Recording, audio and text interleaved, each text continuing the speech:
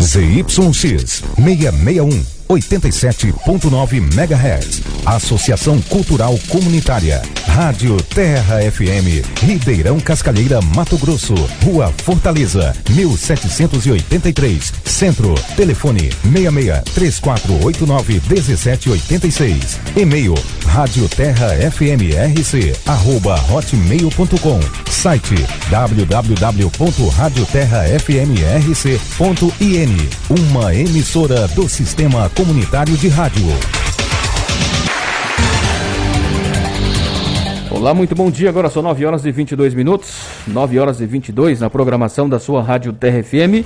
Estamos começando o programa Direitos Humanos em Debate, né? De hoje, da manhã desta sexta-feira, dia 5 do mês de junho, né? Estamos começando hoje, na sexta-feira. E lembrando que esse é um projeto do Ministério Público Estadual em parceria com a Rádio Terra FM que visa levar informações à população acerca de seus direitos mais importantes. Visa aproximar a população de um ideal de cidadania, né, de justiça e de concretização do que entendemos como uma vida digna, né? Eu sou Rudy Gomes, estamos todas as quintas, né, e hoje, nessa sexta-feira, às 9 horas, a gente faz sempre de 15 em 15 dias, né, às sextas-feiras, a partir das 9 horas, com o promotor de justiça, Carlos Rubens, e sempre com convidados muito especiais, né? E falando em convidados especiais, deixa eu organizar aqui já para a gente começar a receber nossos convidados.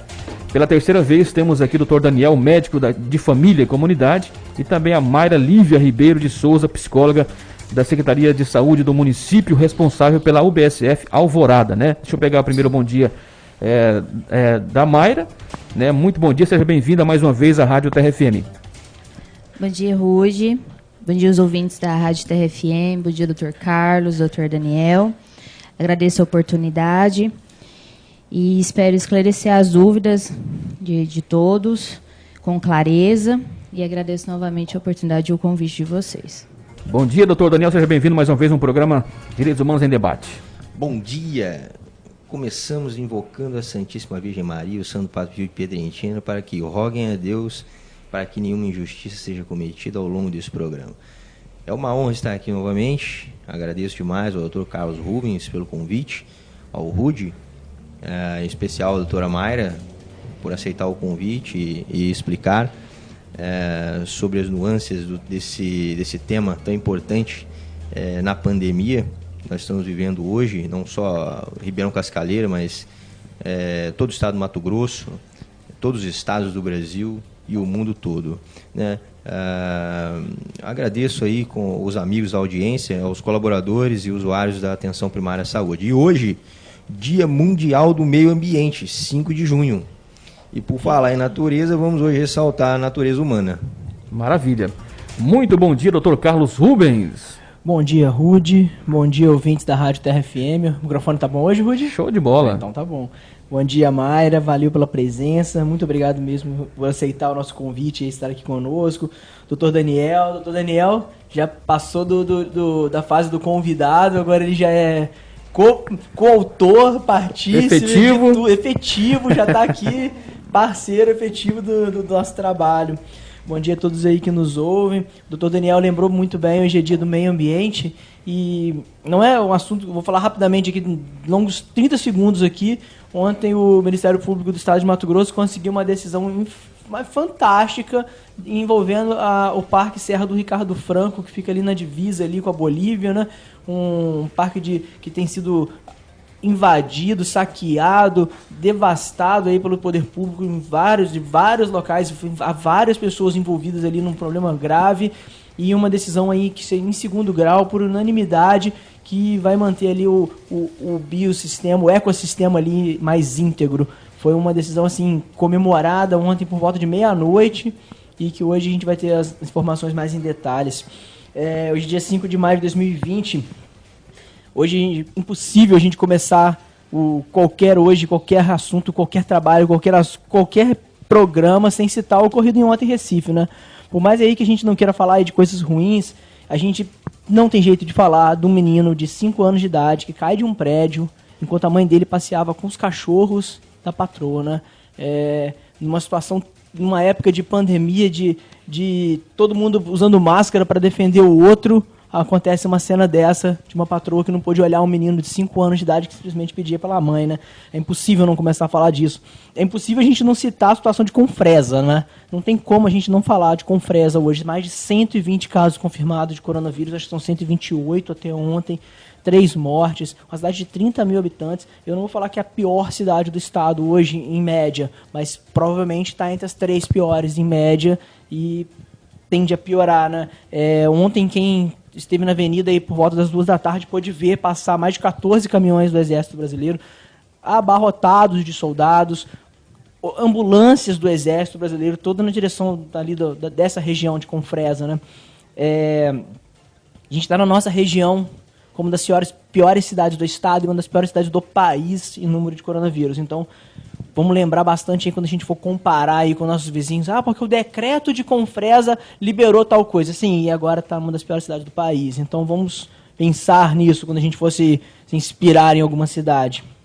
Bem, é impossível também a gente não citar aí que 40% aí do auxílio emergencial aí dos R$600 aí não chegaram àqueles que recebem Bolsa Família, né? É interessante ver isso. Quem mais precisa não está conseguindo. E mais de 6 milhões de pessoas que não precisavam do auxílio foi pelo fato dele ter sido muito, muito mal organizado pelo governo federal, ter recebido esse dinheiro. Então, 6 milhões de pessoas receberam de forma, vamos dizer, irregular, enquanto 40% de quem recebe Bolsa Família ainda não recebeu. E isso tudo é ruim? Isso é o início. Porque isso gera sentimento nas pessoas. E muitos desses sentimentos aí podem se tornar até mesmo doenças. E é disso que a gente vai falar hoje. Maravilha. Agora são 9 horas e 29 minutos, 9h29 na programação da sua rádio Terra FM, né? E a meta de direitos humanos, né, em debate é alcançar todo cidadão que vive em Ribeirão Cascalheira e região, bem como assentamentos. A gente sempre fala aqui alguns nomes, né? Tipo Santa Rita, Gengibre, Primorosa, Mata de Banana, o pessoal da Santa Marta, pessoal da Cancela, enfim, todos os assentamentos, zona rural em geral, Boqueirão, Barra do Brejo, né?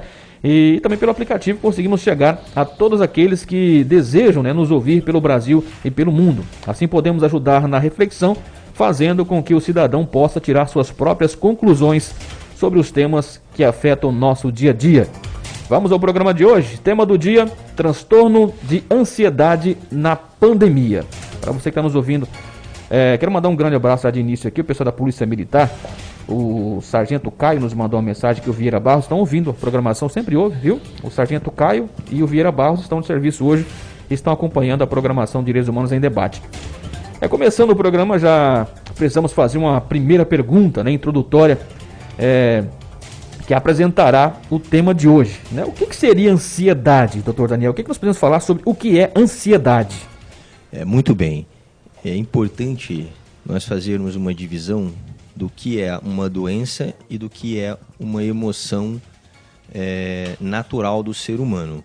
Essa ansiedade, o qual nós estamos referindo, ela tem que ver com o sistema natural do ser humano, certo? Então, o ser humano é aquele indivíduo que é capaz, né, de perceber as coisas. Então, essa percepção é uma mistura entre um lado que tende à animalidade, né, que são os impulsos, as pulsões, e o lado que é angelical, que é divino, que é espiritual da coisa. Então, por esse meio, nós não somos completamente animais, nem completamente anjos ou só espírito. Então, dotados de um corpo, né, de uma matéria física, né, desses sentidos que captam a realidade, como a visão é o maior deles, a audição, o olfato e por aí vai, né, nós conseguimos perceber o que está acontecendo. A realidade, ela se apresenta para a gente de alguma forma. Ela nos mostra, nos dá indicativos. E nós, com o nosso sistema de percepção, absorvemos essa informação e representamos ela para nós mesmos, né? Então, algumas vezes, né, que dessa representação em relação ao meio externo e ao meio interno, né, essa variação de percepção ou o fenômeno de perceber as coisas vai mexer com as nossas emoções. E essas emoções, por vezes, né, ela vai causar variações, porque é normal que isso aconteça, é um estado extremamente fluido, né, de felicidade, de rancor, de tristeza, né? Saudosismo. Então, essa flutuação da emoção, né? Uma delas é a ansiedade. Então, é uma capacidade natural do ser humano, por assim dizer. Ok? Bem, doutor Daniel, a ansiedade, então, que é o tema hoje específico do dia, mas todos esses sentimentos aí, principalmente a ansiedade agora, são fenômenos naturais, então, que acompanham todas as pessoas, foi o que o senhor falou. E é possível, então, a gente diferenciar especificamente o que é uma emoção de um sentimento, de um humor, o que são coisas distintas? O que o senhor pode falar sobre isso? Sim, excelente pergunta, excelente colocação, né? Como nós dizemos aqui anteriormente, né? A emoção, existem algumas emoções que são emoções básicas, conhecidas como básicas, como a raiva, o desgosto, a tristeza, o medo, a felicidade, surpresa, né? E essa emoção, né? O medo, ele sobressalta sobre a questão da realidade. Por exemplo, o medo natural, né? Que é uma emoção natural, é aquela que impede você pular, por exemplo, de um prédio de 12 andares. Então você não vai fazer isso porque você tem medo de fazer. Por exemplo, você viu um animal como um leão, uma onça, você vai correr, porque você tem medo daquilo, certo? Se você não tiver as armas, né, para adquirir a sua defesa pessoal, você vai ter que correr. Então, essa resposta imediata, né, esse fenômeno que se passa imediatamente em você, e você logo age, isso é uma emoção. O medo é o que a gente vai tratar hoje aqui, né? Então, já o sentimento é uma coisa que você experimenta, você saboreia ele. Você representa para você essa emoção, né? E, de alguma forma, você consegue saborear isso. Por exemplo, você tem lembranças na memória sobre passagens da sua infância. Uma brincadeira de criança que é muito comum e você recorda. Então, essa é uma espécie de emoção, de um sentimento nostálgico. E quando ele começa a perdurar ao longo do tempo, né, durante o dia, ou durante semanas, durante meses, é o que a gente chama de humor. Então, entender essa gradação entre sentimento, emoção, humor, é fundamental para a gente definir o que é doença e o que é normal no ser humano. Bem, então é sempre interessante a gente não utilizar certas palavras de forma, vamos dizer, no popular, né? Porque muitas vezes a gente usa palavras de forma, vamos dizer, no nosso dia a dia a gente fala, o fulano tá com medo, o fulano tá ansioso. E muitas vezes isso pode ser simplesmente uma emoção, né? E não ser um sentimento, ou ser uma doença ainda, né? Exatamente. E aí, quando que isso se torna patológico? Quando que essa emoção ou esse sentimento vai se tornar uma doença? Olha, veja bem, né? As condições, né, que você vai ter essa doença, o transtorno da ansiedade, né, o medo. A gente está falando, quando fala de ansiedade, é bom a gente frisar que a gente está falando do medo, tá?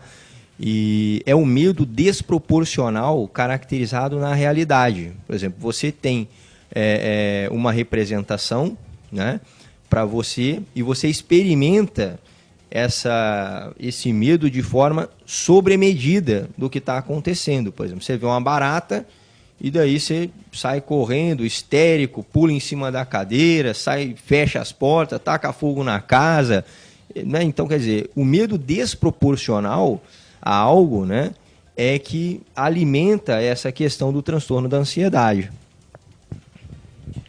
Entendi. E é muito interessante que a gente tem que refletir, né? Porque não é uma condição fácil, né? Essa desproporcionalidade de um sentimento, né?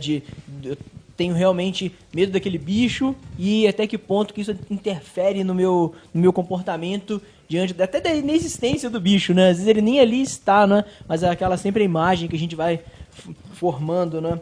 Bem, e quais são aí os sintomas aí da ansiedade como doença? Agora eu passo aí então a pergunta para a Mayra. O que a senhora entende, a doutora entende como ansiedade como doença e o que são os sintomas disso que você vê no seu consultório, principalmente? Então, de acordo com a demanda que a gente recebe no posto de saúde, eu venho percebido sobre a questão de taquicardia, que é o aumento da frequência, né, cardíaca, a hiperpneia, que seria a respiração anormal, que é aquela respiração mais profunda, mais rápida, ofegante, né? Tem a dispneia também, que seria o contrário, que seria aquela falta de ar. A sudorese, que seria o suor, né, excessivo, boca seca, náuseas, alguns distúrbios urinários ou diarreia. Eles reclamam também muito de dores abdominais, calafrios. Eu vejo também questão de tonturas, alguma dormência ou formigamento na parte do corpo, dor no peito. Eles falam assim que parece que está até tendo um infarto, mas na verdade pode ser realmente de acordo com a ansiedade. E na parte psicológica eu percebo a desrealização, que é como se ele não vivesse um mundo real, né? Se o mundo fosse realmente irreal para ele, como que se ele estivesse vivendo em um sonho, não na realidade mesmo que ele está pertencendo naquele momento. E associa com a despersonalização, que é como a pessoa se sente desconectada do próprio corpo, é como se ele fosse um observador externo de si mesmo, ele não pertencesse àquele ser. E é isso, esses sintomas que eu tenho percebido em geral, que aparecem no consultório para mim, doutor. Eu quero pegar o gancho aqui do que você falou, doutora, sobre os sintomas. Eu posso falar porque eu passei por uma situação dessa um tempo atrás, né? Passei por um problema de ansiedade muito sério e tive vários sintomas que a doutora falou, né? Mas eu consegui identificar o meu problema. Eu entendo, se eu posso estar errado, mas me corrija se eu estiver errado, mas essa questão da ansiedade não é algo que a pessoa, né? Ela vem construindo há algum tempo, não é algo que ela adquiriu ali de uma hora para outra. Então, no meu caso, foi excesso de trabalho, né? Estresse muito forte. E eu cheguei a um ponto de parar no hospital mesmo por questão de ansiedade, né? De ter aí quase todos os sintomas que a doutora Mayra falou. Então eu vejo que é interessante esse bate-papo aqui hoje. Às vezes você está em casa aí, né, está ouvindo a nossa programação, fique com o ouvido atento, né? Porque se você realmente se identificar com alguma situação como essa, você deve aproveitar e procurar ajuda, né? Isso que eu queria falar, e realmente é real, tá? Não é coisa da cabeça, eu passei por isso, né? Minha família sabe disso, que eu passei um período aí complicativo, a pressão ia lá, 16, de repente estava 10 e aquela loucura. Então, graças a Deus, eu consegui identificar ali qual que era o meu problema, né? E consegui corrigir esse transtorno aí, né? É isso que eu queria falar. Eu queria perguntar uma coisa, pode ser para os dois, assim. Esses sintomas que a doutora Mayra colocou, eles seriam sintomas que precisam ser algo repetitivo ou pode ser um evento pontual? Porque a gente sabe, olhando assim, todos nós, olhando para o nosso histórico de vida, a gente sabe que a gente um dia passou por algum desses sentimentos, né? A gente tá aí vai apresentar um trabalho na faculdade, na escola, em público, você fica com a boca seca, dá a borboletinha no estômago. Isso aí é normal, né? Isso aí faz parte do nosso dia a dia. E esse evento, quando se torna uma vez só gravoso, às vezes sente mal, aquela taquicardia assim, pesada mesmo, pode ser um transtorno também ou precisa de uma repetição nisso? É assim, excelente pergunta, porque é uma dúvida premente mesmo, na população geral, né? Às vezes apresenta 1 ou 2 episódios dos sintomas, o qual foram descritos aqui, né? Aceleração no coração é o mais comum, a pessoa começa a perceber o coração dela batendo diferente. Uma dor de cabeça, aí já alimenta que aquela dor de cabeça vai desaguar num infarto, numa isquemia cerebral, né? O coração ele vai infartar. Então, ou seja, um episódio, né? 2 episódios, 3 episódios, né? A coisa vem tomando proporção ao longo do tempo. Foi bem colocado aí. A dúvida é bem construída porque, normalmente, o indivíduo hoje ele apresenta um sintoma, né? E aquilo, né, vai percorrendo ao longo do tempo, né, com outros gatilhos mentais que vão disparando. Por exemplo, o Rudy citou o exemplo do trabalho.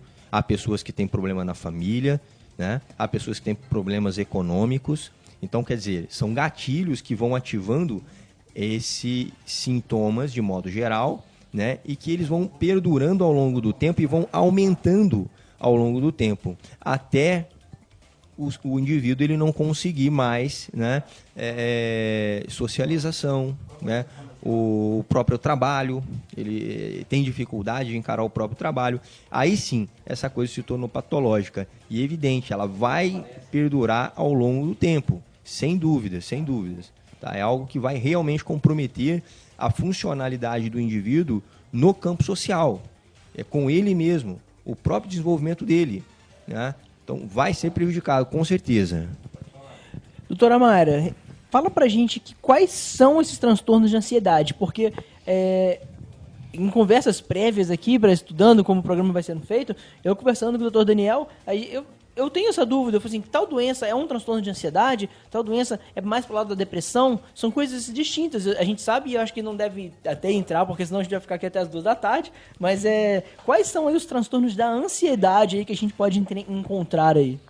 Então, doutor, o que mais frequente aparece para mim seria o transtorno de pânico, que é mais aquela sensação de ataque de pânico, um medo muito extremo que a pessoa sente, né, devido a essa questão de um nível de ansiedade muito alto.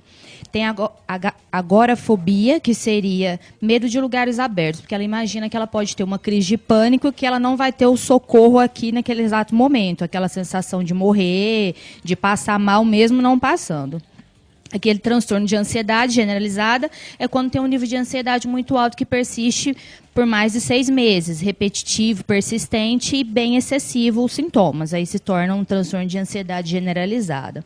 Tem a fobias específicas, que é de um determinado objeto, alguma situação, algum animal ou avião, são coisas específicas mesmo.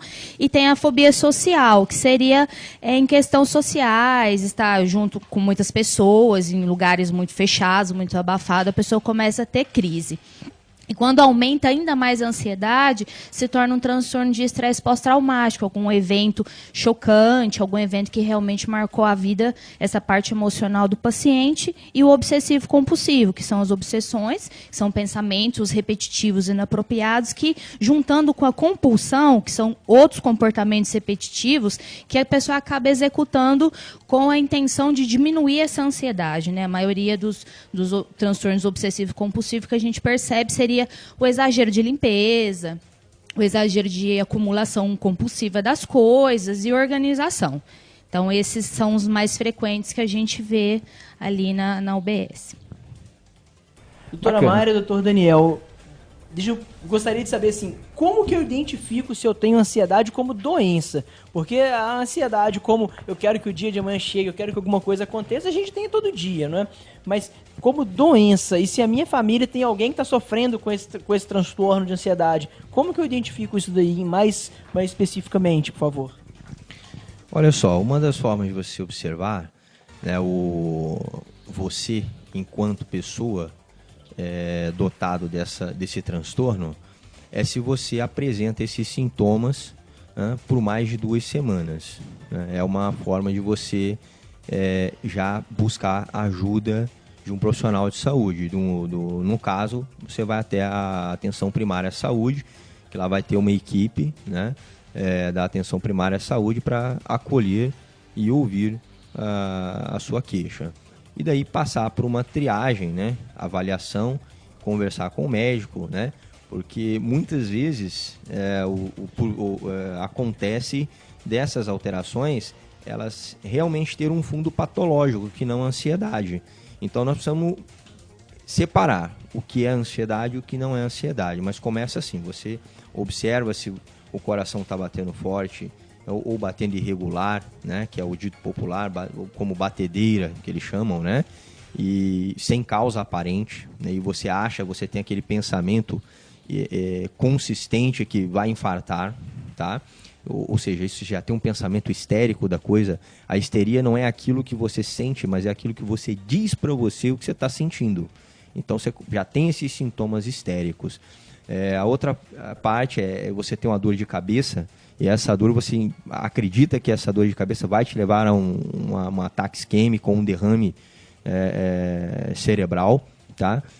Respiração rápida, insônia, ou dormindo demais, perda de apetite ou aumento desse apetite, são sintomas ou sinais gerais que podem levar você a diferenciar uma coisa natural, a ansiedade natural, que é aquela que te coloca em segurança em relação à sua espécie, né? E aquela que é um fator agravante que vai te colocar diretamente na direção da doença e de um desarranjo social.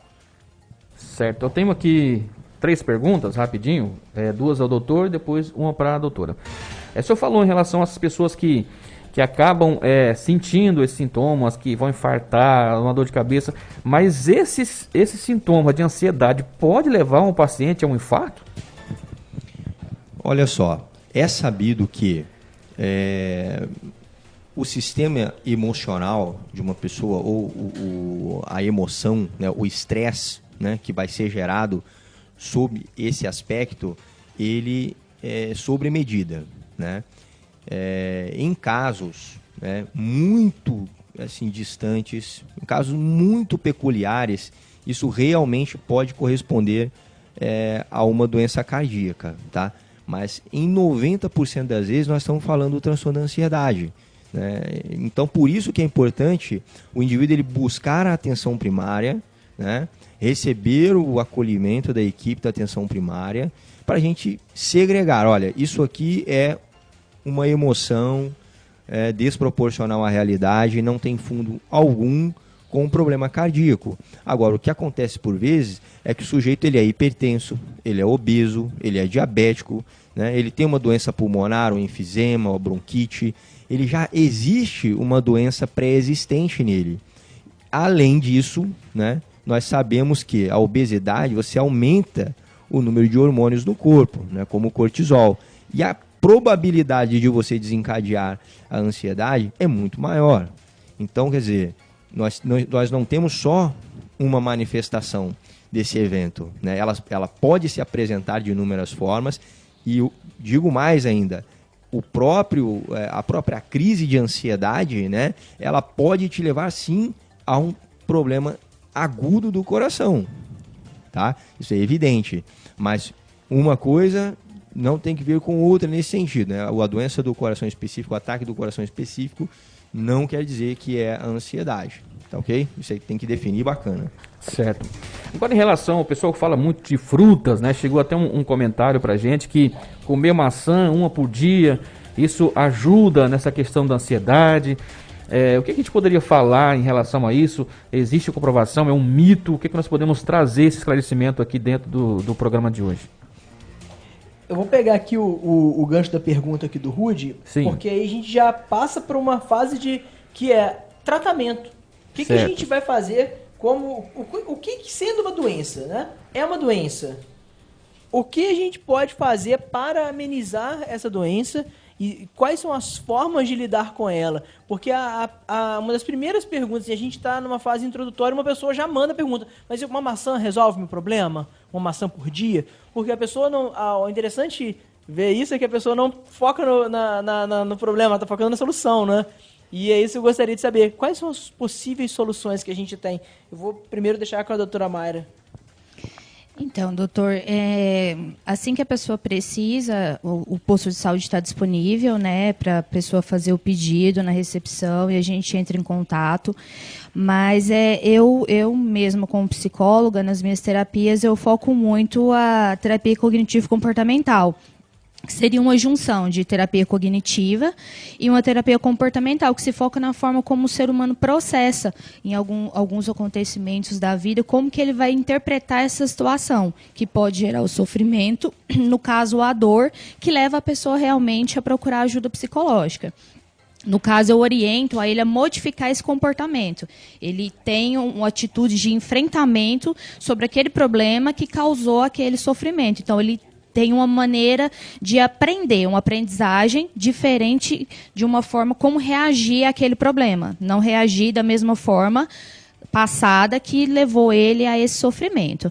E eu associo também a logoterapia, que é a terceira escola vienense de psicoterapia, que logo significa sentido e terapia cuidado. Seria focada numa busca pelo sentido da vida, que eu coloco o paciente para cada um entender qual que é o seu sentido da vida, a finalidade da sua existência humana, qual que é o seu significado enquanto um ser. Então, a gente pega, no caso, as queixas, as dores, os sofrimentos, os eventos traumáticos que o paciente traz e tenta ajudar ele a encontrar um sentido nesse sofrimento que ele relata para mim. Que no caso o sofrimento e a falta de um sentido na vida é onde causa o vazio existencial, que a maioria dos pacientes relatam. E junto com a terapia cognitivo-comportamental e essa logoterapia, que é de Viktor Frankl, que era um psiquiatra e um neurologista, a gente sempre indica também sobre as rotinas diárias. seria dormir 8 horas por dia, uma alimentação adequada, exercícios físicos, meditação, leitura. Em alguns casos, em casos mais graves ou que a ansiedade está mais elevada ainda que o normal, vai precisar de apoio medicamentoso, porque, por outro lado, a psicoterapia, em alguns casos, ela é vaga nesse sentido. E aí eu vou até perguntar para o doutor Daniel como podemos atuar juntos, junto ao médico, né, para o tratamento possível na rede pública de saúde. Assim eu passo a palavra para você, doutor. Olha só, é importante assim, que não é uma coisa ou outra, certo? Eu acredito muito na linha da psicoterapia porque propriamente assim já fui curado e já vi muita cura acontecer dentro da linha da psicoterapia. Mas por vezes é necessário um coadjuvante medicamentoso. E aí nós temos que fazer realmente alguns medicamentos que drenam um pouco a energia, a sobrecarga de energia nesse cérebro, que são os benzodiazepínicos, os ansiolíticos. Nós modificamos a estrutura química do cérebro, né, com inibidores seletivos de recaptação de serotonina, noradrenalina e por aí vai.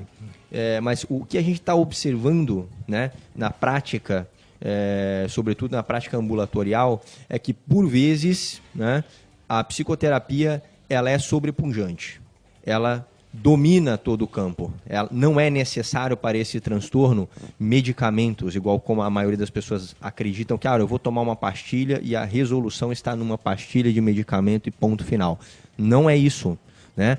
Como colocado pela doutora Mayra, né, a psicoterapia, as formas de você abordar dentro da psicoterapia pode ser psicanalítica, logoterápica, lacaniana, não importa, a que for utilizado pelo psicólogo, que é o profissional, tá?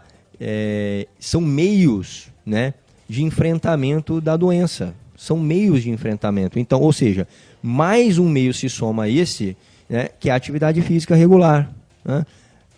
A leitura, né, dos grandes clássicos, né? Uma alimentação equilibrada, como bem colocado aqui, a maçã, a dieta real, né? Uma maçã por dia não faz mal a ninguém, faz bem, rejuvenesce, né? Antiácido, aumenta a imunidade para você. Evidente, alimentos que não são gordurosos, né? Alimentos que fogem, né, àquela construção de álcool, né? O tabaco, o aumento excessivo do sal, né? Alimentos que têm aumento do açúcar. Todos esses são os alimentos que não só danificam a estrutura do organismo, mas a própria química cerebral. E por anos fazendo aquele tipo de alimentação, por anos você se comportando daquela forma, fatalmente desencadeará algumas alterações no seu organismo. Ou seja, essas alterações podem te levar a um desequilíbrio da mente. Então é importante que a gente não observe só pelo eixo medicamentoso, né, mas que a gente entenda que há uma terapia circular aí, onde o psicólogo ele tem o papel, eu vou dizer, 90% da terapia é na psicoterapia, sem dúvidas. Enquanto a Mayra vai falando, eu vou anotando, aí o Daniel continua falando, eu continuo anotando, e eu fiz um círculo nas minhas anotações aqui, aí o doutor Daniel no final fala, isso é um ciclo mesmo, é um círculo, a gente vai indo para um lado, mas não é uma linha reta. E é interessante porque a doutora Mayra ela citou uma série de tipos de terapias, né? A gente fala em psicanálise, fala assim, em alogoterapia, em lacaniana. Às vezes o ouvinte aí não sabe muito bem o que é cada uma delas, e também não é nem necessário no momento que a gente saiba detalhes de cada uma delas, mas são formas diferentes da terapia ocorrer. Muita gente quer falar. Isso é interessante perceber isso lá no Ministério Público e no Judiciário e na Defensoria. A gente percebe isso todos os dias. Na polícia, é certeza que o policial hoje, o Caio e o Vieira, pessoas o abordam para falar de alguma coisa, aí de repente conta um problema da vida e começa... Nós somos ouvintes no nosso dia a dia. Eu recebo muita gente lá na promotoria que, na verdade, não quer falar do seu problema jurídico, na verdade, quer contar suas angústias, né? E aí, às vezes, as pessoas vão embora um pouco insatisfeitas, porque mostra para ela que o problema dela ali não é um problema jurídico, é um problema pessoal, um problema é uma angústia, um problema da sua vida pessoal que está descambando na teoria dela para isso. E aí, ontem mesmo, eu encaminhei pessoas ali para o posto de saúde, eu falei, não, seu problema será melhor resolvido aqui do lado, vai lá, conversa, marca um horário e tal. E é interessante isso, porque essa é a atuação em rede. Muitas vezes fala assim, atuação na rede de saúde. Muita gente fala só na rede de atenção psicossocial, né? Tem a RAS, tem a RAPS, mas o Judiciário, o Ministério Público também está nessa rede. A gente participa disso de uma forma diferente, mas a gente também está nesse meio. E muitos dos problemas que a gente vê hoje no Judiciário são problemas pessoais de pessoas que não são problemas necessariamente jurídicos, e sim problemas que poderiam ter sido muito bem resolvidos no seu dia a dia, nos seus consultórios de psicologia, psiquiatria. Olha, excelente ponderação. Até me ocorreu aqui uma dúvida, doutor Carlos, sobre a construção da Lei 10.216, que é do direito das pessoas com transtornos mentais. Como que essa lei ela torna-se uma política de Estado e qual que é a importância e contribuição do decreto 7.508 de 2011 para a saúde mental no Brasil, levando em consideração toda a reforma psiquiátrica que houve no Ocidente, Franco Basaglia. Eu queria que você pudesse ajudar a gente a elucidar essa questão aí, como é que está essa visão do transtorno mental no Brasil. O Daniel sabe que eu gosto do assunto e já pega no ponto, sabe que eu gosto do tema. Ele me deixa feliz, porque ele é mais fácil. Saber as respostas não é o problema é saber fazer as perguntas, né? Esse que é o grande mistério do universo. E o Daniel faz as perguntas. E a Lei 10.216, é interessante falar da reforma psiquiátrica brasileira, sem entrar na questão de Basaglia, porque a Lei 10.216 de 2001, ela é chamada de Lei Paulo Delgado. O Paulo Delgado, curiosamente, foi meu professor de História no colégio, eu fui aluno dele. E ele, anos depois, deputado estadual, deputado federal, criou uma das leis mais relevantes aí dentro da reforma sanitária brasileira. Quer dizer, foi só o iniciador da lei, né, claro, mas foi um grande militante da lei. Então, junto com o que a gente vem discutindo todas as vezes aqui, a questão da reforma sanitária, da criação de um sistema único de saúde, tudo isso tem relevância hoje no ansioso, no que tem uma doença, um transtorno mental, porque a ansiedade ela não deixa de ser um transtorno mental, ela é uma doença. Às vezes a gente, só fazer um parênteses, né? Um parênteses, a gente não pode ter preconceito com essa questão da saúde, do transtorno mental. A pessoa tem uma doença mental. Não é um louco inválido. Por isso que a lei foi muito, muito interessante, porque ela fala no seu artigo 2º que nos atendimentos de saúde mental de qualquer natureza, veja bem, qualquer natureza, parte desde aquele que está com um pequeno problema do seu dia a dia e chega lá naquela pessoa que está realmente anos institucionalizada num hospital. A pessoa e seus familiares serão formalmente cientificados dos seus direitos do artigo 2º. E um deles é ser tratado preferencialmente em serviços comunitários de saúde mental. Aí a gente sempre começa aqui o programa aqui apresentando os convidados. O Dr. Daniel sempre apresentado como médico de família e comunidade. E aí a lei fala que ele deve ser tratado preferencialmente em serviço comunitário de saúde. Ou seja, é aqui no município, é no posto de saúde que a gente tem que fazer o primeiro acolhimento. É ali que isso vai acontecer. A própria Lei 10.216 fala que é responsabilidade do Estado como um todo, não é o Estado do Mato Grosso. É a União Federal, o Estado do Mato Grosso e o município, no caso, Ribeirão Cascalheira. O desenvolvimento da política de saúde mental. Ou seja, é uma responsabilidade nossa aqui, desenvolver saúde mental. É uma responsabilidade do município. E a gente continua. A internação só visa como finalidade permanente a reinserção social do paciente em seu meio. Se a gente quer que essa pessoa viva aqui bem, foi como o Dr. Daniel falou, a ansiedade vira doença quando ela atrapalha o seu dia a dia, quando ela atrapalha as suas relações pessoais.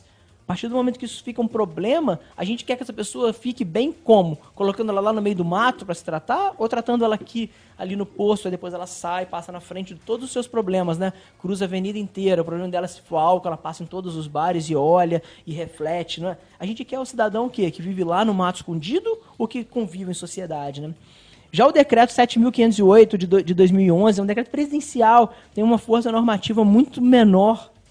do que uma lei e do que a própria Constituição. Ele cria uma coisa interessante, tal, das regiões de saúde que tem, no mínimo, o serviço de atenção primária e de atenção psicossocial. E é interessante que a gente fala, mas o meu município não tem um CAPS, um Centro de Atenção Psicossocial, então eu não preciso de tratar nenhum tipo de transtorno, eu coloco lá uma psicóloga em cada posto e se vira. Quase isso que a gente vê no dia a dia. E não deveria ser assim. Então a gente tem que trabalhar hoje, o gestor da saúde, o prefeito dos municípios tem que olhar para o Plano Nacional de Atenção Básica, para a reforma sanitária, para os decretos e falar, olha, eu tenho que tratar da atenção psicossocial aqui sim. E é uma das portas de entrada do serviço de saúde, dessas redes de atenção de saúde, o serviço de atenção psicossocial. Isso tudo está na lei. Nada disso está sendo inventado, nada disso é opinião. Então, se a gente quer um país com ordem, a gente quer um país indo para frente, a gente tem que seguir essas normas que foram pensadas por muitos e muitos anos. E é muito interessante, só para acabar a lei aqui, o artigo 12, quando fala que ao usuário é assegurada a continuidade do cuidado em saúde em todas as modalidades. Então não interessa se essa pessoa passou a vida inteira internada e hoje ela está aqui na cidade, ela tem que ser atendida aqui na cidade. A gente não tem que mandar ela para Barra do Garças, não tem que ficar cuidando. É claro, se ela precisar de um atendimento especializado, o médico vai referenciar para lá. Mas ele não pode chegar em todo paciente que chegar e falar, olha, tá aqui um paciente com um determinado problema de saúde, não posso atender mais ele porque eu sou generalista. Não é por aí. O médico comunitário é muito mais. O Dr. Daniel fala de muitos assuntos aqui. Ele fala ele falou hoje de alimentação. A gente tem nutricionista no município. A gente fala de alimentação, faz parte, falou de exercício físico. Então todas essas normas são o que eles chamam de normas programáticas, são programas de atuação. Precisa de implementação. Agora o grande problema é quando essa norma é de 2001, né? 19 anos atrás e ninguém fez nada, né? Então a gente fica eternamente brigando por elas. É interessante a fala de vocês, eu como cidadão vejo aqui como o doutor falou, né? É um círculo, na verdade são vários profissionais que trabalham em determinadas funções diferentes, mas que participam de todo esse atendimento, tanto o doutor lá no Ministério Público, o psicólogo, o médico, né? Que trabalham, que fazem até mesmo um encaminhamento, às vezes notam uma situação diferente e acabam auxiliando também nessa situação. E antes de passar para a próxima pergunta aqui, eu tenho aqui uma ligação, uma ouvinte ligou pra gente, e eu não poderia deixar de tocar nesse assunto, porque ela está aguardando uma fala nossa sobre isso, né? Eu não vou identificar nome, até mesmo porque ela pediu que pudesse falar, mas eu não vou falar por questão também de bom senso, né? Ela mora no Ribeirão Bonito e disse que se sente ansiosa, essa crise de ansiedade, e ela, nesses últimos dias, acabou até passando os limites, até comentou comigo, falou que eu podia falar. Ela acabou pegando a panela lá e jogando fora, teve uma crise ali mais forte, né?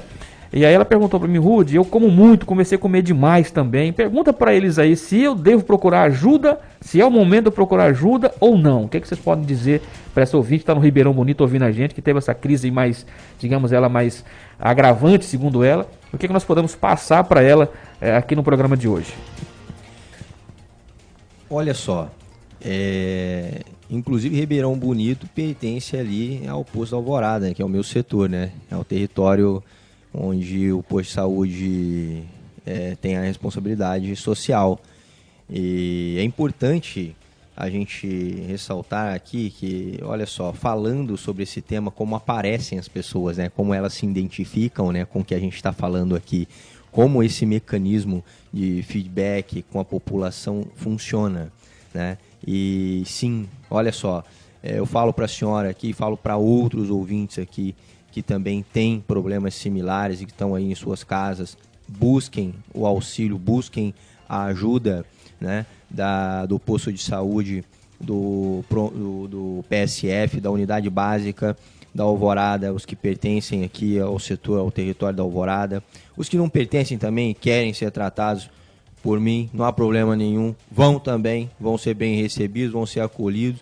E sim, vamos marcar uma consulta para a senhora, certo? Para que a senhora fale mais sobre esses sintomas. Estou lhe aguardando no posto, à medida que a senhora se sentir à vontade para nos procurar. Estamos lá, toda a equipe está à disposição da senhora e de todos os ouvintes da Rádio Terra. Muito bom, então tá dado o recado, né? Vocês que querem fazer um tratamento, buscar um auxílio, né? Tá aí de portas abertas o tratamento para vocês. Vou fazer uma pergunta agora, obviamente... Não é uma pergunta minha, é uma pergunta que divide opiniões, né? Mas eu quero deixar aqui registrado, até porque pessoas pensam totalmente diferente. A gente vai falar sobre esse assunto agora, em relação à religião, né? Influencia positivamente ou negativamente em relação ao tratamento da ansiedade? Olha, excelente pergunta, porque assim, o método teológico, né, ele é um caminho a seguir, é uma espécie de estrada que tapiza, né, e que vai direcionando você a como trabalhar com suas emoções, com os seus sentimentos, né? Então você vai se conhecendo à medida que identifica-se com o método teológico que você escolheu. Pode ser o cristianismo, pode ser o budismo, pode ser o hinduísmo, não importa, o judaísmo, qualquer que seja, o islamismo, são métodos para você seguir, tá? O cristão tem um método próprio dele, né? Que é a Bíblia Sagrada, e lá tem inúmeras informações ali, né, sobre a vida de Cristo, os relatos de que ele se passou ali, né, quando esteve conosco aqui, e uma espécie de caminho, com os ensinamentos para você lidar com suas emoções. Então o método teológico, ele favorece nesse sentido. De uma maneira ele pode atrapalhar. Eu acredito assim que nesse sentido, né, ele contribui positivamente e sem dúvidas, né? A questão aí dele ser qualquer método que seja teológico que ele possa atrapalhar, aí já é uma doença, né? Já tem que ver com doença, não tem que ver com o método em si, mas com a pessoa que adquiriu a postura, absorveu o método teológico, daí então ficou doente, obcecado pelos ensinamentos, daí saiu praticando aquela coisa de forma à torta e à direita. Então não é bem assim, o método teológico ele não é para ser usado dessa forma, né? E sim como um amparo da espécie emocional, moral, né? Vida intelectual. Então os maiores expoentes, eles se ampararam no método teológico, né? Posso citar Shakespeare, Goethe, todos eles, Machado de Assis, todos eles tiveram uma intrínseca relação com o método teológico, seja qual for. Tá? Eu cito mais o Fritz Schwann, né, algumas frases dele que ele dizia: não basta você crer em Deus, é preciso acreditar também no diabo. Em nosso tempo, o diabo substitui a lógica por uma falsa psicologia. Quer dizer, é aquela voz mental que tudo explica. Né? Hoje eu não consegui fazer minha oração, não, porque eu fui fazer determinado assunto lá para minha mãe, eu tive que minha tia ficou doente. Só explicações, só desculpas. Quer dizer, o diabo é o pai da desculpa, é o pai da lógica, né? Então, todas as vezes que a gente entrar nesse campo, nós vamos deparar e vamos perder, porque nós somos péssimos em lógica, né?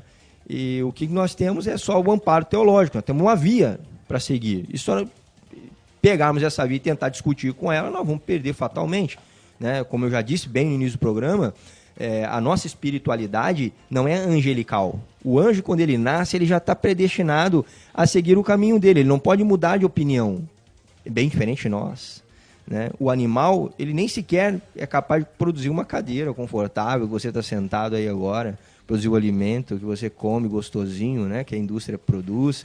Não é capaz de fazer isso. Mas nós, como seres humanos, temos essa capacidade, né? Inteligível, intelectiva.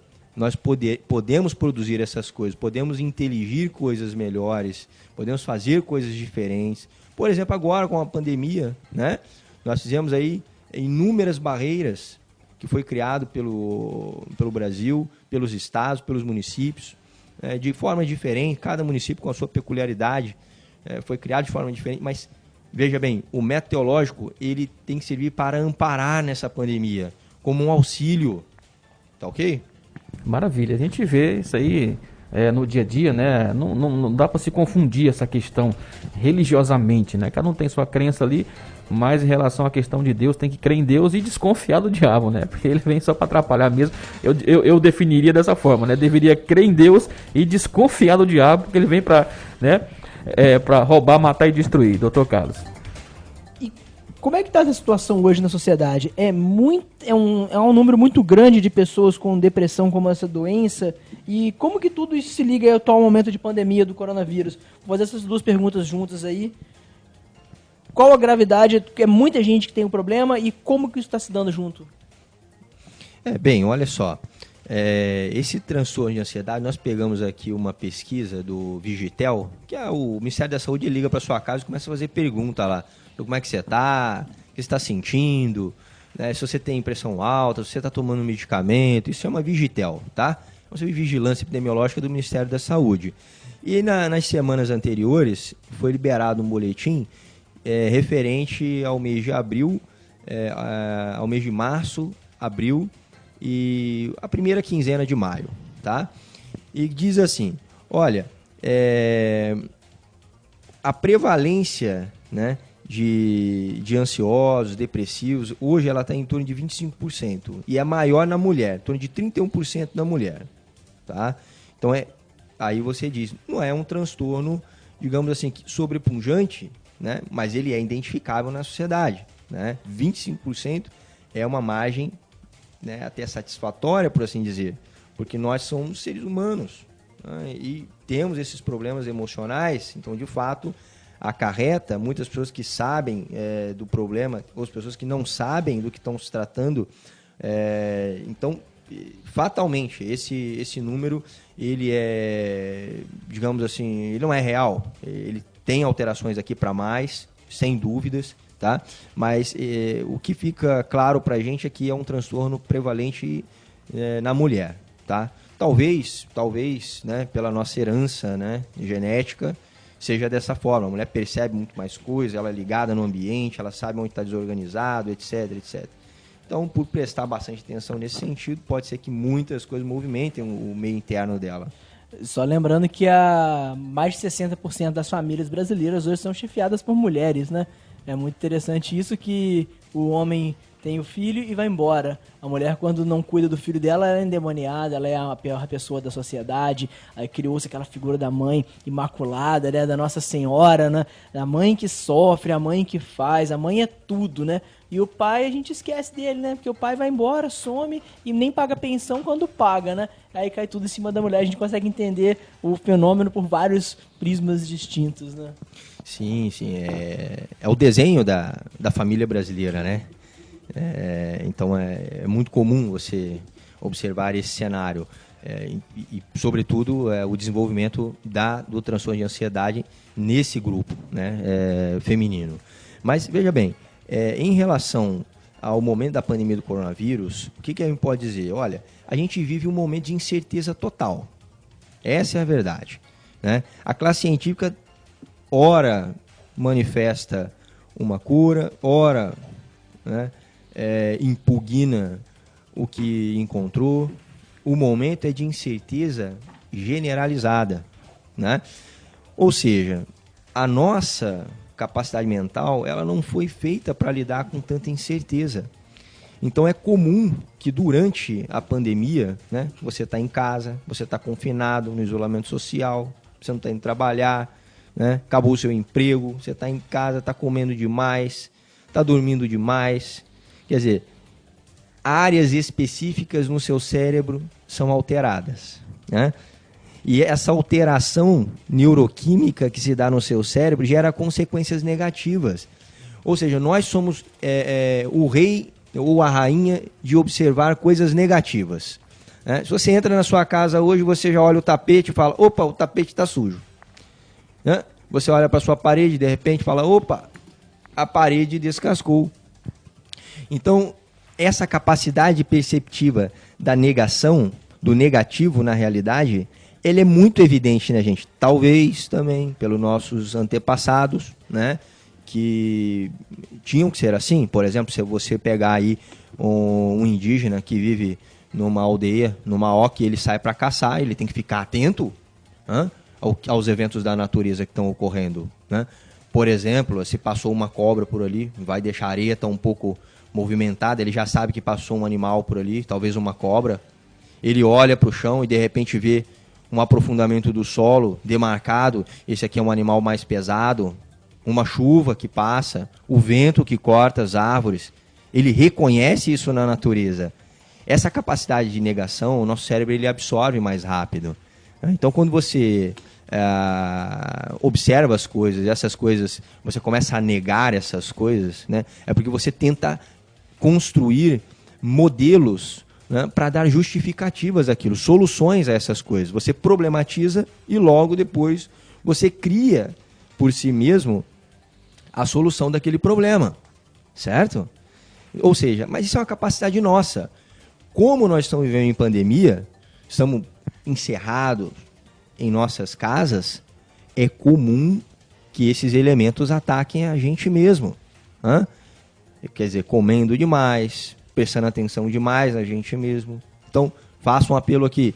Vá caminhar, caminhe em volta de casa, faça exercício em casa mesmo. Pare de comer gorduras, alimentos gordurosos. Dê atenção à sua saúde, certo? Não deixe que a pandemia afete você nesse sentido emotivo, né? Crie barreiras, né? Entenda o que está acontecendo com você nesse sentido. Observe que você é um ser que cria essas coisas, o qual a gente falou aqui, né? E essas são criações realmente suas, que são importantes. Ninguém deixa de fazer isso. Todos nós que estamos aqui hoje reunidos aqui, vocês que são os ouvintes, todos vocês também participam, né? E fazem essa observação do mundo ao seu redor e de si mesmo.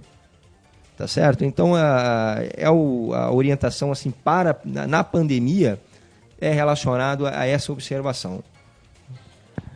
Bem, o doutor Daniel sempre coloca muitas informações aqui pra gente pensar. E só um comentário sobre isso tudo é que é uma coisa curiosa, assim, é que no Mato Grosso, pelo menos aqui na nossa região, a gente sequer teve um isolamento social drástico. A gente teve aqui uma semana de comércio fechado, que não passou de uma semana. Os bares e restaurantes foram abrindo aos poucos. Hoje a gente deve ter no máximo 2 igrejas que não estão funcionando presencialmente com sua capacidade máxima. As outras igrejas estão funcionando com capacidade, vamos dizer, reduzida. A maior parte dos locais simplesmente hoje reduziram sua capacidade de atendimento. Hoje, se eu quiser sair, sentar no lugar e comer, eu consigo. E isso é totalmente diferente de cidades grandes hoje do Brasil, que algumas estão realmente fechadas, uns comércios realmente fechados. Então, a gente está passando por essa dificuldade e ainda com não tantas restrições assim. Uma pergunta aqui para a doutora Mayra, acho que uma das últimas, pelo menos a minha última pergunta, depois o Rudy tem mais algumas. Quais os problemas que mais incomodaram as pessoas nas últimas 2 semanas? Tem algum dado disso? Você tem alguma informação sobre os principais problemas que a gente tem visto nas pessoas? Sim, doutor Carlos, de acordo com o levantamento, de novo, igual o doutor citou, da Vigitel, né, foi feito esse levantamento via contato telefônico, né, com as pessoas, e foi notado a dificuldade de dormir, ou dormindo muito, né, o excesso, que atingiu 41% das pessoas entrevistadas, a falta de apetite ou o exagero, realmente de comer demais, que foi 38%, pouco interesse em fazer as coisas, que seria um desânimo, em 35%, se sentindo para baixo ou apresentando alguns sintomas de depressão, 32%, cansado com pouca energia, no caso energia reduzida, 30%, lentidão para os afazeres diários, foram 17%, dificuldade no âmbito de concentração, 16%, e por último, sentiu mal referente à autoimagem, que seria a porcentagem de 15%. São esses dados que foram coletados da Vigitel nessas 2 últimas semanas. Muito bom. Eu quero fazer apenas um comentário aqui, inclusive em nome de uma ouvinte nossa, né? Nós temos uma audiência muito boa, graças a Deus as pessoas estão elogiando muito o programa Direitos Humanos em Debate. A pessoa mandou um zap para mim, até a gente vai preservar também a identidade da pessoa, porque não é interessante revelar, mas sim debater sobre o assunto, né? Ela falou assim: olha, Rudy, eu tomo remédio, já tem 31 anos para dormir. Realmente eu tenho efeitos colaterais. Será que um dia eu vou conseguir parar de tomar esse remédio? Será que existe algum tratamento psicológico ou com um médico que eu possa talvez um dia, né, me livrar desse medicamento? Quem poderia fazer um breve comentário para que ela possa ouvir? Ela até mandou assim um áudio, falou assim: Rudy, eu estou ouvindo aqui, eu gostaria muito de ouvir o que eles podem me dizer em relação a isso. Olha só, a primeira coisa é saber qual é o diagnóstico, né? Uma vez você tendo o diagnóstico definido e correto, né, aí nós podemos traçar uma linha de terapia. Mas para esses transtornos da mente, Sim, é mais de 1 ano de terapia, tá? Podendo chegar a 2, às vezes até 3 anos. Isso varia muito de acordo com a recuperação de cada pessoa. Então, não é certo dizer que o seu tratamento, tá? A senhora que ligou para cá e colocou a dúvida, vai durar 2 ou 3 anos, ou 1 ano ou 2 meses. Não há como dizer. É fazer o acompanhamento diário, né? Da sua evolução, né? Mensalmente participar da consulta na atenção primária, tá? Para que a gente em conjunto com os outros atores da atenção primária, Ministério Público, Assistência Social, todos os atores que forem envolvidos no caso específico possam participar e sim dar uma definição de tempo para a senhora. Certo, espero que nós tenhamos conseguido responder a sua pergunta e, como foi falado antes, né, procure lá a atenção básica de saúde, né? Você que mora na região do Ribeirão ali, tem o pessoal para te atender ali no Jardim Alvorada, tá bom? Já acabamos o programa de hoje? Rapaz, o programa é tão produtivo, nós já acabamos o programa. Rapaz, que é isso? Eu quero mais uma vez agradecer os nossos ouvintes, né, que estão sempre ouvindo a programação nesse tema hoje muito importante, né? Transtorno de ansiedade na pandemia.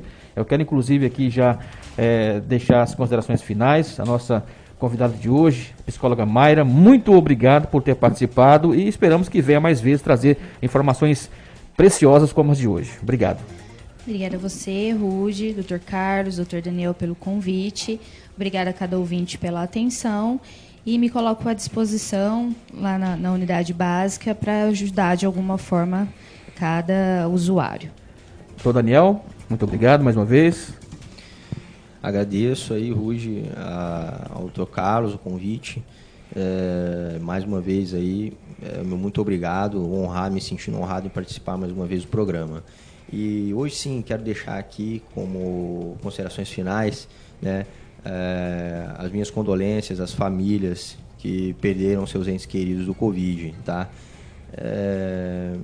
Quero dizer também que, contudo, é exatamente que deve ser estimulado a cada um de nós, né, a unir-se à minoria.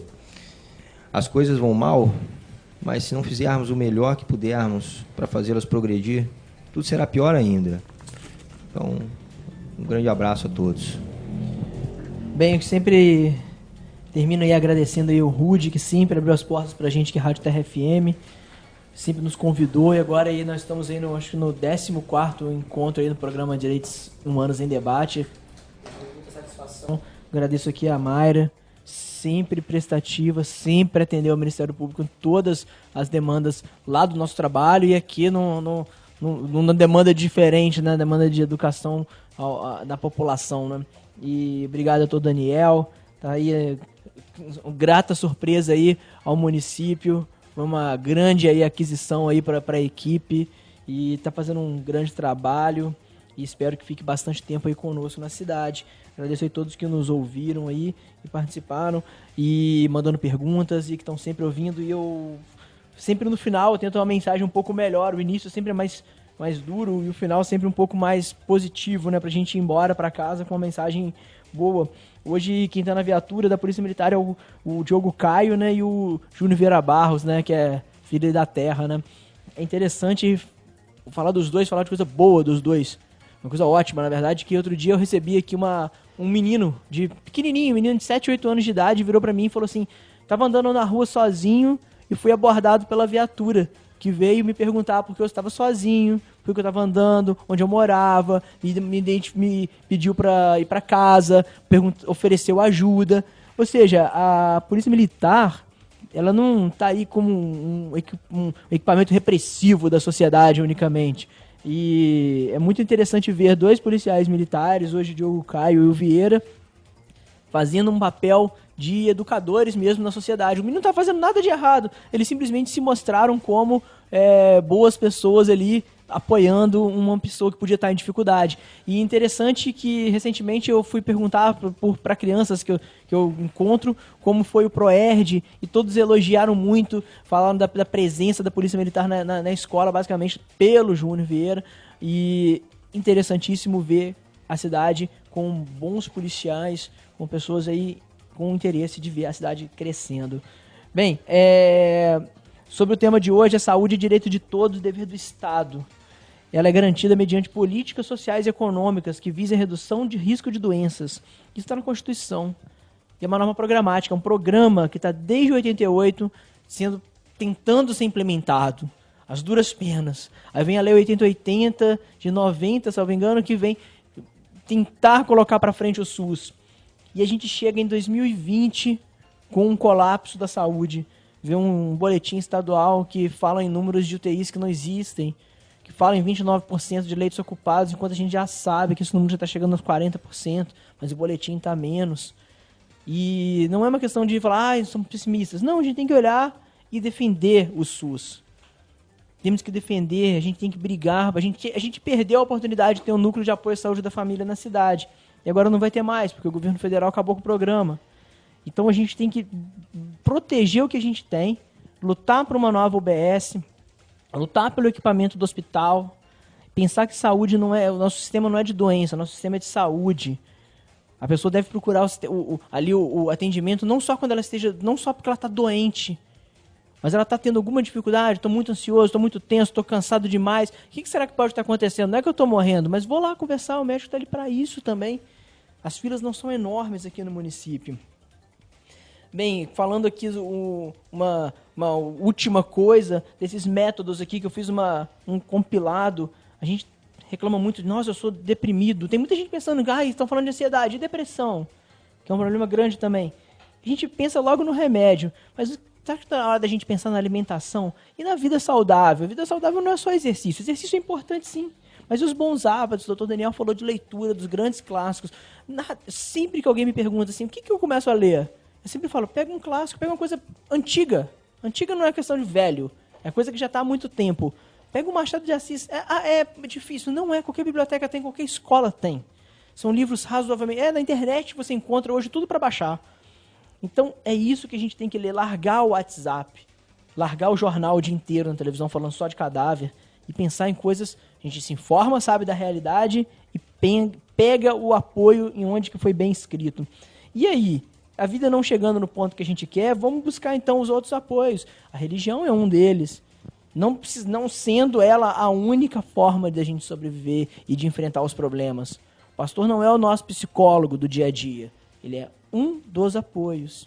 Então, precisou de uma necessidade, procure o serviço de psicologia da prefeitura. E chegando, enfim, ao médico que vai, se precisar, medicar. Citando aqui, olha, o Fernando Sabino, fantástico escritor aqui, que falou que no meio de toda essa confusão, de tudo, restaram 3 coisas. A certeza de que a gente está começando algo, a certeza de que é preciso continuar e a certeza de que a gente pode ser interrompido antes de terminar. Esse é o nosso momento. A gente estava indo todo num ritmo, de repente a pandemia chegou e interrompeu tudo. Mas a gente tem que pegar essa interrupção e fazer dela um caminho novo. E aí ele coloca, da queda, um passo de dança, do medo, uma escada, do sonho, uma ponte, da procura, um encontro. Essa é a mensagem aí do Fernando Sabino, que escreveu aí, já faleceu, um mineiro que morreu no Rio de Janeiro.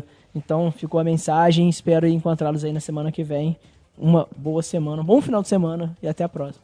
Muito obrigado, Dr. Carlos Rubens, né? Um bom final de semana a todos, nós possamos ter aí somente coisas boas durante o final de semana, né? Notícias boas que possam nos trazer alegria, né? Queremos agradecer aqui a todos vocês que nos ouvem, a vocês que participaram, quero dizer que ficamos muito felizes em receber essas ligações, esses WhatsApp. E vocês quiserem participar dos programas, vocês podem mandar a mensagem de WhatsApp. Nós não divulgamos o seu nome, tá? Para não expor você. Você pode, sem medo, participar da programação, né? Tirar a sua dúvida, porque esse programa foi feito, pensado para vocês mesmos, tá? Para vocês que estão nos ouvindo. Então não tenham medo, não tenham receio, participem da nossa programação, né?